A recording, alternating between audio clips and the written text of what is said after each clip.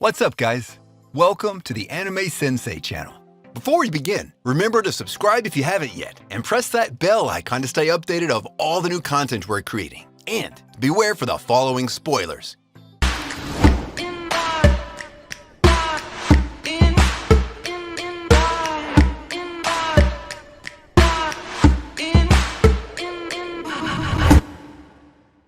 Ten, Mao-sama Retry. Once the creator of a video game, now the Demon Lord had his own created RPG. But the catch is, even though he's in his Demon Lord sprite that he created, the people he meets and eventually saves are unfamiliar to him in the slightest. Aku, the girl he saves from being killed by a demon, becomes his trustworthy guide in this foreign world that he can barely even recognize. And hey, he's got a kick-ass look with a tall black coat. What could be more badass than that? Oh, and he's too damn overpowered. His presence and pressure on his own is more than enough to cause worlds to crumble.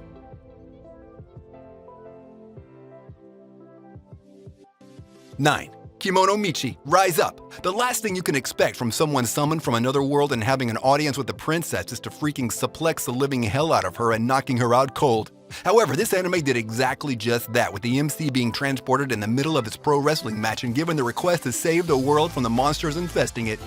After he escapes, he wanders off for a while exploring this new world and decides to become a beast hunter that catches and befriends all kinds of monsters and animals this whimsical world has to offer. Even though he's a wrestler, he's still a cuddly bear on the inside that just loves animals and is ready to destroy anyone that harms them. 8. Saihate no Paladin. This year has been without a doubt the year of Isekai, so when it comes to this genre, there will always be some anime that are overlooked and not receiving the attention they deserve. Saihate no Paladin is one of those shows that deserves more love. Adapted from the light novel with the same name, its premise alone should be interesting enough for anyone, as it was never attempted before: a kid to be reborn in a fantasy world and raised by 3 undead characters acting as his parents, and teaching him all he needs to know. And surprisingly enough, you can actually relate to them and love them pretty easily. And even though the character so far isn't that interesting, the goal he's working towards is, and deserves more recognition for that.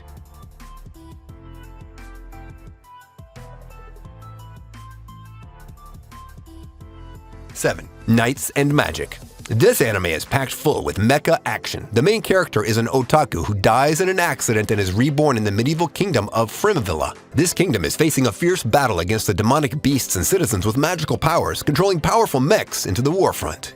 Now reborn as Ernesti Echevarria, the young man has ample magical abilities, and he must now enroll in the academy to become a great pilot and save mankind from the brutal forces of the beasts.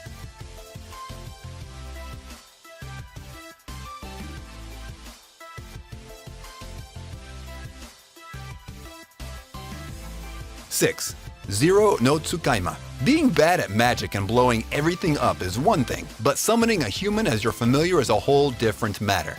Louise Francois, nicknamed Zero for her worthless magic aptitude, is one of those typical stuck-up nobles with a shitty attitude and flat boobs to add to the mix. But who gives a damn about her anyway? The real jackpot of this anime is Augusta Frederica, with her big ass, red hair, and gigantic boobs, cleavage that she puts almost zero effort in hiding.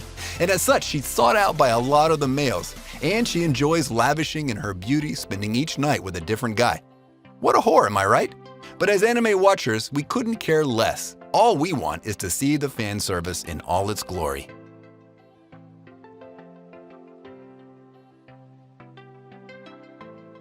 5. Kinja no Meigo. He is the grandson of Merlin. What more do you want? This kid was an orphan and raised by Merlin as his own grandchild. He trained him day and night in all he knows, and since Merlin is an all-powerful national hero of the continent, it's safe to say that he knows an awful lot of things, including devastatingly destructive spells, which he finds it okay to teach to a child somehow, and as he grows up, kicks him out, forcing him off on his own journey, and like every journey, it has to start from school.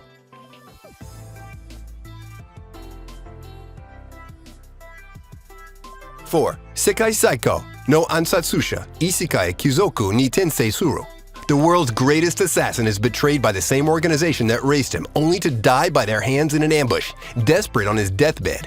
He is represented to a goddess that promises to revive him if he kills the hero for her, and obviously he accepts that request, being reborn as the son of a noble family of assassins. He now has to gather allies and build up his strength, as well as hone his assassin skills if he ever hopes to stand up against the hero and defeat him. And for some reason, he finds himself surrounded by girls from all sides. Lucky bastard.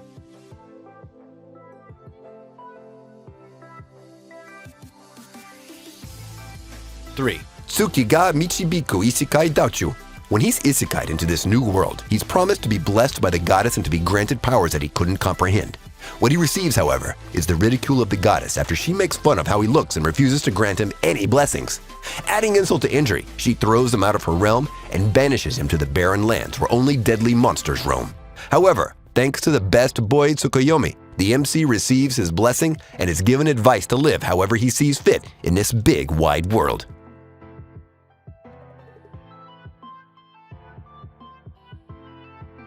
2. Drifters. The Shimazu clan warriors are known for being stubborn bastards that just don't know how to die. Even if you impale them with tins of spears, their fighting spirit carries on through the pain with blood and sweat and shatters everyone that dare stand in its way. This Shimazu is no exception to the rule. Toyohisa is a proud samurai warrior that honors his clan even in death. He's relentless and doesn't stop fighting ever. And why would he really, when it's the only thing he knows how to do? He listens to no one and answers to no authority. In short, a total badass. 1. No game, no life. The best example you can get about someone antisocial can be summed up in a gamer that spends all his time playing video games and living in his mother's basement.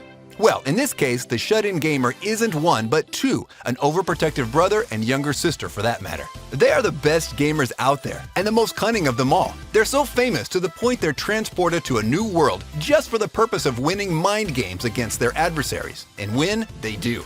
I mean, seriously, they're just too good to lose it. Almost feels like cheating.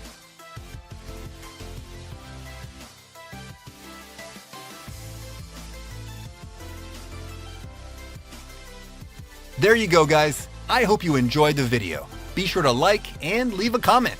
And if you're new to the channel, you should consider turning that red subscribe button gray. I post regular content like every 2 days or so. Well then, see you guys in my next video. Until then, stay safe and watch anime. If you got a problem to speak out, I'm a cowboy and let's bebop. The Stein skate at the treetop. Berserk what I'm keeping on rewatch. Hunter, I freak out. When I'm in my room, you should keep out. I'm a ghost in the shell, push you through hell like gun rape. That's a story to tell if you